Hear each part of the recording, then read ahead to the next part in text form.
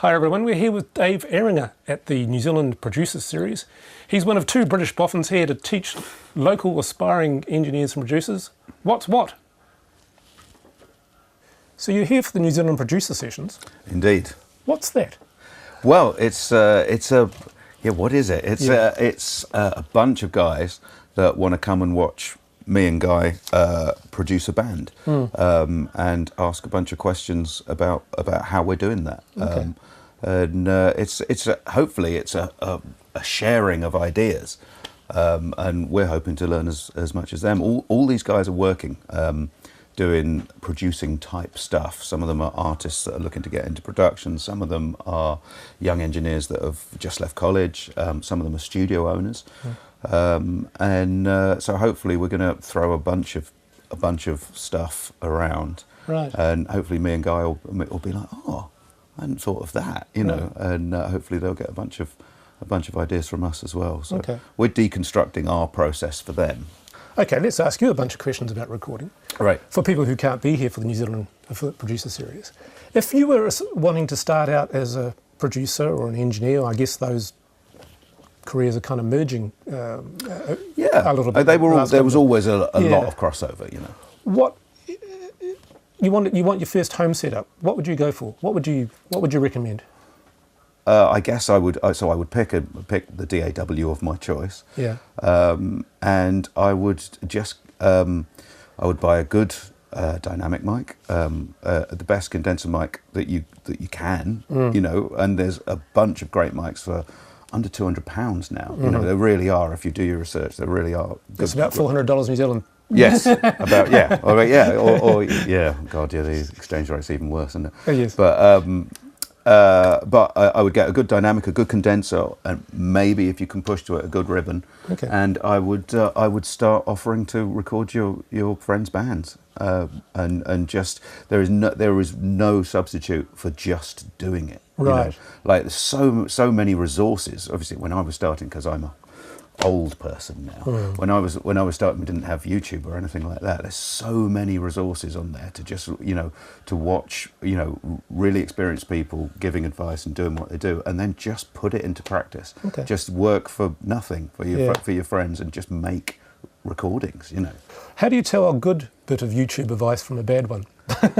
There's the rub. Yeah. There's the rub. And make it there's a bunch of videos by really top guys. You know, you can see Chris Lord-Ouch talk about what he's doing when it comes to mixing. You can see Fab DuPont. You can see like really high-end guys. I would tend to listen to their advice over some guys that you don't know. But that's not to say I've watched a bunch of stuff. You know, mixing stuff. I've been doing it 20 years, and I've watched a bunch of mixing advice, and some of it's terrible. But but you only know that by doing it yourself. Right. You know, like it's the kind of job that you've got to do. Like a lot of, and so some of those things you're going to put into practice. You're going to load up your Pro Tools. You're going to give it a go, and you're going to go, that's just terrible. And other things is really going to make you think, and it might take you down another road, and you might adapt that to your own style. Sure. All of those things. Every engineer's style, or if we're talking about the engineering side, the technical side, is really a mixture of all the people that they've worked with, all the ideas that they've stolen and then morphed into their own thing, and then that gets passed on to the next generation. Sure. And all of those videos are really a part of that. How do you become confident at it? Because I imagine when you're starting out, I think you've got to have an element of ego. You've got to have an element of arrogance. You've got to have you've got to just dive in. When I started, I was a T-boy. And I was a T-boy on the Manic Street Preachers' first two indie singles, and we hit it off as friends. Right. And all the time that they were touring, and they even got their big deal, and they were doing their album with a big producer, and they were kind enough to let me come and play a little bit of keyboards on it. And so we were friends all through that time. And I would lie to them about how much engineering I was doing. Really, I was making the tea. Right. And recording a lot of bands, and just getting drum sounds and being cool. And when it came around to their second record, they asked if I would produce it, and I'd not really done anything. And I just said yes. You've got to say yes in this game. So your piece of advice would be back yourself. Yeah, just throw yourself into the deep end. What's the worst that can happen? It's only music, right? Right, and tell a few fibs if you have to. Absolutely, barefaced lies are fine. As long as you then follow it up with energy and intelligence, and hopefully some talent. It's probably a hard thing to describe, but what's the secret of a good mix? The secret of a good mix, I would say, is think what the energy of the song is. Is the energy of the song the drums, or is the energy of song of the guitar part? Build the mix around that, and whatever you do when you're finished, turn up the vocal. Right. I guarantee you've mixed it too quiet. If you can't hear the vocal. Yeah, no, just in general. Like, even if you think it's right, turn up the vocal. It's modern vocal levels are really, really high. Right. Bottom end of a mix is the really hard thing. So it's worth doing some research on methods of getting good bottom end, really thinking about the frequency of where your bass drum sits and where your bass sits. Right. And, one of those is going to want to be the bottom and one of those is going to want to be slightly above. And that's song dependent. So think about that, but always think about what the energy of the song is and push that right to the front. Don't be afraid to make really big, bold moves and big bold pushes. Exciting mixes always have big pushes. Listen to the guitars on one of the mix I just think is just so amazing is Hole's Malibu, which Chris Lord Alge mixed. And you listen to the surges on the guitars in that. You can see his fingers on the faders, and it's always really, really exciting to listen to. Are you mixing for MP3 listeners, or are you mixing for audiophile listeners? I'm mixing for my ears. Yeah. Yeah.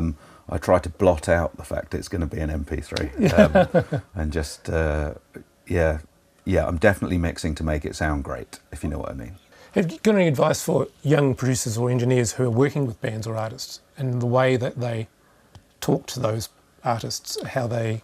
Your job is to take their song and make a record. You're the midwife, right? So you've got 80% of the job on the production side. So if we're separating the engineering and the production, on the production side, 80% of the job is psychology. It's putting the artist in the right state of mind to be naked and give you his best, right, kind of thing. So it's not that you've got to blow smoke up their arse, but you've got to know when to make them feel good. You've got to know what should be behind the curtain. I was saying to some guys in the seminar, some guy was asking about vocal tuning, and I said, if you do that, that should be behind the curtain. What benefit is there in telling the artist that you've done that? You're only eroding their confidence. Like they should never know. You should just tell. They've done a great performance. They've given you it. If you've tweaked a line here or there, who needs to know? Why are you telling them that? Just for your own ego? Look what I've done for you. Much better that they just go, wow, I did that really well. Next time they're behind the microphone, they're like really pumped up, and they're like, this is going to be even better. What piece of advice do you wish you had had when you were starting out? Listen more, talk less. I definitely feel like don't let your ego get in the way of hearing what people are trying to tell you. So when someone says something dumb about one of your mixes that you think is a dumb thing, or they've said something that doesn't make any sense, instead of thinking, what do you know? Realize that what they're telling you is that it's not hitting them. They might have said, it's not purple enough or something stupid, and it's easy to just dismiss that. But what they're really telling you is, I wasn't moved by that, and it's your job then to work out why they're not getting moved, kind of thing. So I think, taking the ego out of it is a really important thing.